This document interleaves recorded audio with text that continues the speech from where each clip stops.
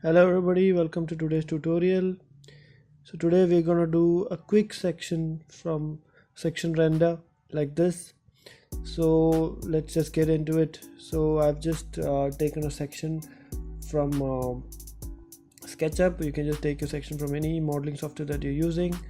The first thing that we're gonna do is add in the section cuts basically. So that gives the kind of alignment and shows where the section is getting cut and shows adds a little more depth to the drawing.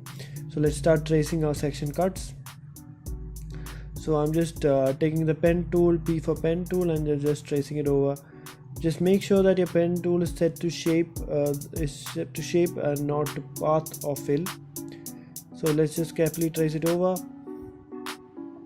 Some of the 3D programs even let you color the section cut before export. You could even use that as well. So I'm just gonna add the section cuts on the walls as well. Alright, let's put one on the floor.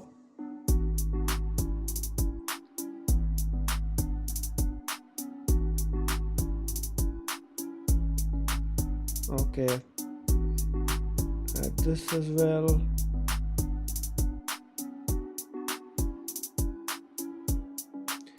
Now I'm just gonna add a section cut to the ground as well. So this is not a detailed section, it's more of a conceptual section. So there's not much detail in the drawing, but it basically shows where the section is and basically the dimensions and the scale of the drawing. So I'm just grouping the sections now and giving it a color. Now what we can do is sorry, it moved, so just move it back. Alright,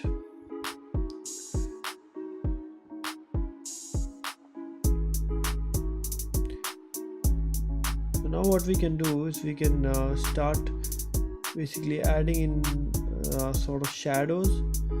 So I'm just going to take the base layer and select and marquee select the spaces that need the shadow. So I'm just using my magic wand tool. So let's get in all the background elements except the furniture, because furniture is in front. Alright, all looking good. Now we can take a soft brush tool, set it to black color, and we can first try the soft light blend mode to the shadow layer just to see if it's dark enough. If it's not dark enough, we can just set it up in the normal blend mode. So I think I'll just use it in normal. It's very dark, so let's just reduce the opacity of the brush, and yeah, start adding in the shadows too. So the important point in when you're adding in the shadows is to choose a single direction of light and follow the shadows accordingly. So I'm adding the shadows on the top and the bottom.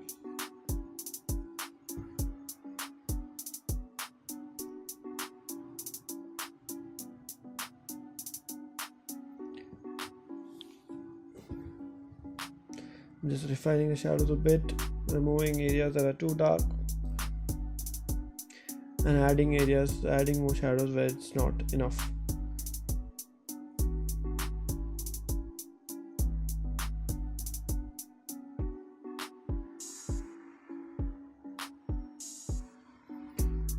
Now what we could do is we could add a little bit of depth to the furniture so that they stand out as well.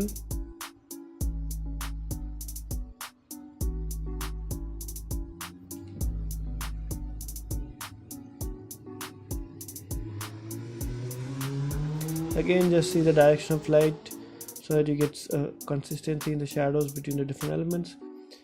So the light is going from, so I've chosen the light to go from top left to bottom right. So I'm going to add the shadows in the same way.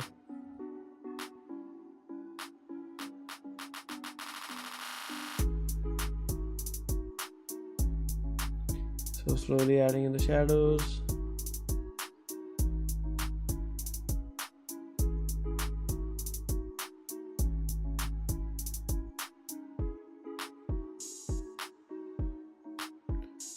Alright, just getting in the dark tones, right?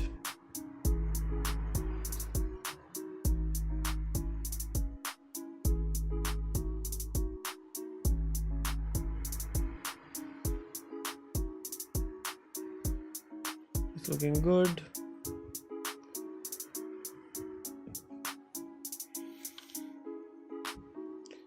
Now we can just make the whole thing black and white, because I try out the different black and white options, because I thought the composition looked good in all black and white.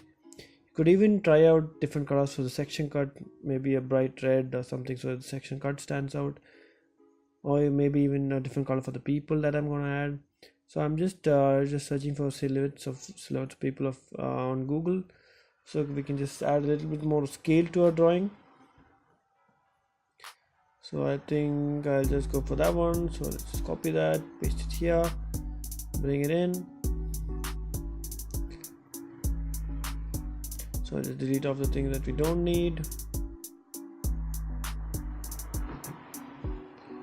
Just a scale, make sure that they're aligned to the ground, the level, give them a black overlay, color overlay, and just align them down. Looking good. Just scale a bit. I think now we can add some trees in the background, just to give a mood and scale to the drawing. Just save that image, take it into Photoshop, put the background, make it a bit lighter.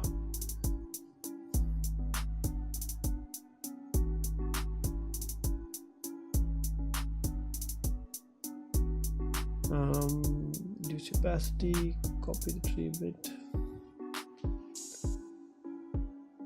You can start removing the trees where it's overlapping with the building. Just mask it.